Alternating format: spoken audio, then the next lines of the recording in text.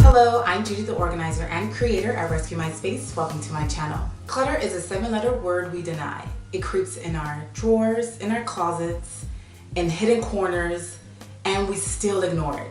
Clutter causes stress, it wastes money, it causes us to be late, and it creates and causes more clutter.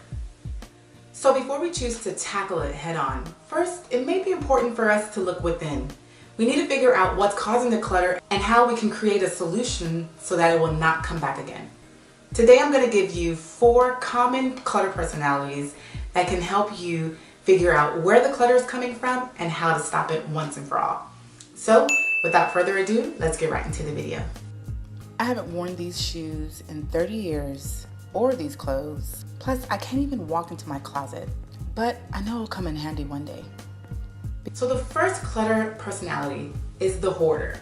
I'm sure we've heard about hoarding. The hoarder believes that the clutter that they have may come in handy one day. In a hoarder's mind, they believe that they will never have the resources they need if they let go of the possessions, regardless of the condition of the possession. Most of this thinking usually stems from either the past or traumatic experiences. A great solution for hoarders, especially for the one who's ready to change, is they need to seek experts. Experts like psychologists paired with professional organizers can first help you understand what your triggers are and what's causing the clutter, and then create solutions on how to combat it and prevent it from happening at this magnitude. I'll just fold these clothes tomorrow. The second clutter personality is the procrastinator. We can all understand the procrastinator. We, at times, are procrastinators too.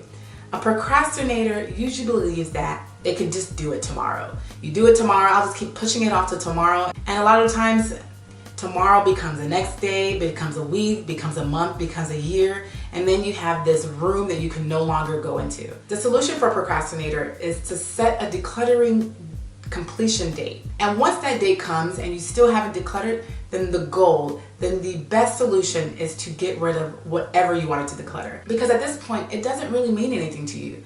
Let's say, for instance, you wanted to declutter the 2 bags of stuff. You're not sure if you still want the items, but you do want to downsize them. If you don't accomplish that task of decluttering those bags, then the best solution for you is to just get rid of those bags for good. Before I organize this drawer perfectly, I need to buy a drawer organizer and read the Marie Kondo book. The third clutter personality is the perfectionist. The perfectionist is someone who needs to have something else before they can accomplish a goal. You would think that a perfectionist is someone that would be great at organizing, and they are. But the thing is, because they're always either waiting to read that perfect book, they're waiting for that perfect organizing product, or they're waiting to physically do something before they can organize, it usually becomes something that they would just push aside and it never gets done. It never gets done. That's the thing. In order to get organized, you have to start now. Though when they do organize, it is mind-blowing when they finish. They always put off the task and it just never gets done. So a solution for a perfectionist is to incorporate the 80-20 rule. 80% of your outcome comes from 20% of the input. You do the important 20%, which is sorting, throwing away, and organizing. And by the time you know it, your space is organized and clutter-free. My great-nephew gave me this 5 years ago, and I can't get rid of it. Last clutter personality is the sentimentalist. I know this personality resonates with a lot of us.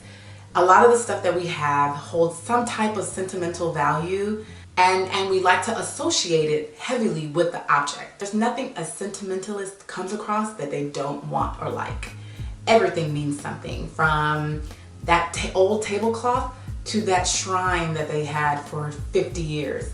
Regardless on what it meant to why they have it, it holds a memory that they don't want to forget. The sentimentalist clutterer can reduce clutter by 1, taking photos of all the objects that they have and placing it on a disc.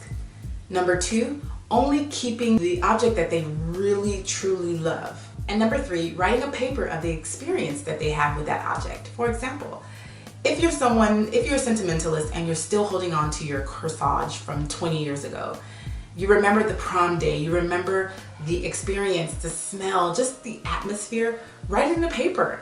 Write down everything I just said. Write down the experience, write down the smell, write down the people you're with, the people that you see, and you'll realize how much you can really remember just by writing it down, rather than just holding on to that corsage that has probably seen better days. Remember that the memories that you have is what's important and not the unused object. So for all the items that no longer bring value in your life, get rid of it.